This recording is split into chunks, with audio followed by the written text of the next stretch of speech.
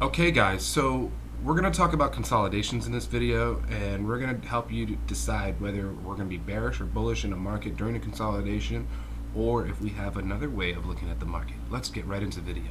Let's go. Alright fam, here we are looking at gold, and today what we're going to be talking about is consolidation. Are we bearish or are we bullish? You know what I'm saying? Like, let's zoom into last week's price action. So this is clearly a consolidation, is it not? We managed to stay within this range. And the first thing I want to highlight is this bullish daily order block right here. Look at that. So what did we get? We had a nice push up on Monday, and then price failed to break this order block, which was the true support. Okay, so you have to ask yourself, are we in a bearish or bullish market this past week? I mean, if you zoom out, you can see we broke structure here, right? Boom, we broke structure, and in this area we pull back, and then we sell down. We can also see that in this general area right here, we have found a support, right? The week before this past week, price stopped right here at about 1762.5. Okay, around there. This doesn't have to be exact. It could be 1763, whatever. The point is, we stopped here, and we stopped here. We did not take out this low here. There is another. This is a breaker block here. This is a bullish order block. We did find support here, and you know, the bias for me going into this week was, oh, I'd like to see it pull back into this inefficiency up here between 1800 and 1805, and then sell down to get down to this draw on liquidity down here. Now look what happened this week. It did not do that. We just stood there. Let's go down to a 1 hour time frame. Take a look at this. Okay, this is the whole week's price action, and we started the 20th. Yep, this is exactly it. This is the whole week's price action. Okay. Now take a look at this. If this is the support level here, that price found support at, and this is the order block that was created, that means this market was neither bullish nor bearish this past week. It was actually a consolidation market. Okay, I've said this 7 times now. It's a consolidation market. How do you trade it? Premium and discount. It's like going on Black Friday to Best Buy. You want to buy a TV. I mean, are you going to go on Black Friday and find something at regular price, or are you going to try to get it at a discount? It's a no-brainer. It's Black Friday. You want to get it at a discount. You're not paying $900 for that 80-inch TV anymore. You want to pay $500. Okay? So this is what I like to do. I like to take the scan box, and from the low of the week here to the high, you can see roughly the high here. You can see that 50% is created in this area. Now, with hindsight, one would say, well, yeah, it's really easy to see that. I mean, who wouldn't be able to see that? Let me tell you something. Even if you didn't do it like that, let's say we push the replay button. Okay, so here we are on Monday. All right, it's Monday, and let's just let Monday's price action finish. All right, so it's Tuesday, right? Let's say we didn't have this consolidation box. What we did have was a swing high and a swing low.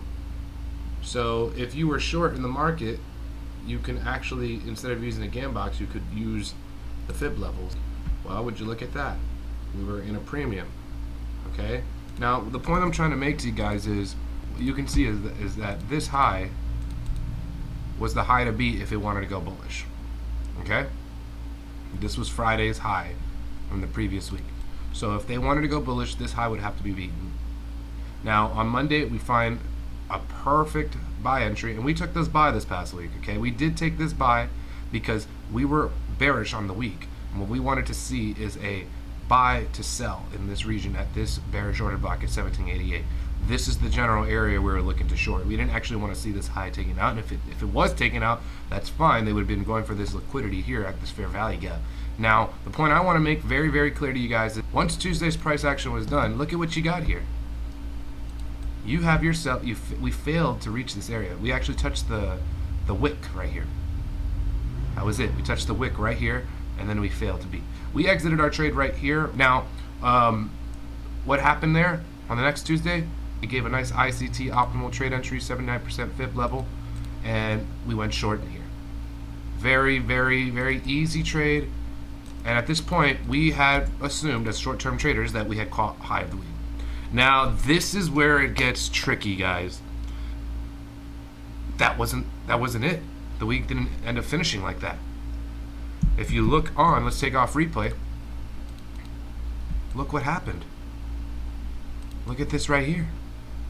Wednesday, high of the week, runs those buy stops, fails to beat this high, and boom, it drops. We missed this short here. As a matter of fact, we got stopped out break even on both of these positions that we left runners on. Because what happened? A daily order block was formed here. Okay, let's look at that daily order block. Remember that? That was the first thing we pointed at. Daily order block. Once this came back into here and tapped into this order block, it was officially mitigated and we found true support here. So now Wednesday comes, fails to beat this high. The short-term trader bias was still intact for shorts, but we didn't take that. It was an error in psychology, and I want you to know that the reason why I'm making this video is to help you guys not do what I did.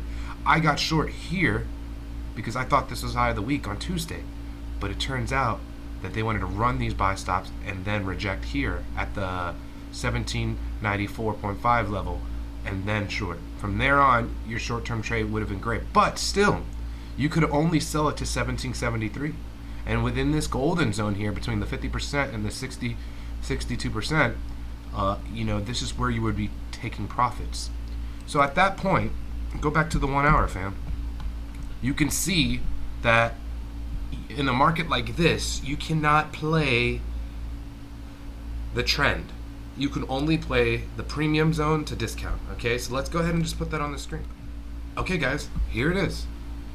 Now, knowing that this is our 50%, and we were in a consolidation market after Tuesday, knowing that this came out and took out those highs, after that, what did you get? Lower highs. And then boom, over here, it takes out liquidity. And then shorts. But failing to beat the daily order block support. So in a market like this, you have to be able to identify quickly in the week that, oh, we're holding support here. Retail traders are buying this triple bottom, quadruple bottom here every single time. I'll tell you right now, the only buy I took this week was the first buy, which was my buy to sell. Okay, I did not take this buy, that buy, that buy, and although those were valid entries, I stayed true to my short-term bearish bias, which is I wanted to sell at all of these areas. I'll show you right now. We'll go to the 4 hour time frame. The mean and threshold of this order block, which is 50%, is where I was looking to short every single time. So look at this level right here. Every single time it came to 1788 in the premium, this is where I was shorting. This is where I was shorting. I only missed this one because when this impulsive move came back up here, I thought it was going to pull back and continue to take out buy stops up here, but it did not. And at that point, I knew for a fact that we were just in a consolidation profile and that this was just premium into discount. Every time it came to discount, you could have been a buyer, and every time it was in a premium, you could have been a seller. For me, I'm a short-term trader that trades higher time frame order flow, so that's the style that I stick to, and I prefer to just go with the trend on the higher time frames. As you can see, you know, we like I said earlier, we had been bearish since the break of structure here, and as you can see, resistance was formed at this breaker block, and we just continue to sell down. You know, overall, I believe that gold wants to get down to 1750.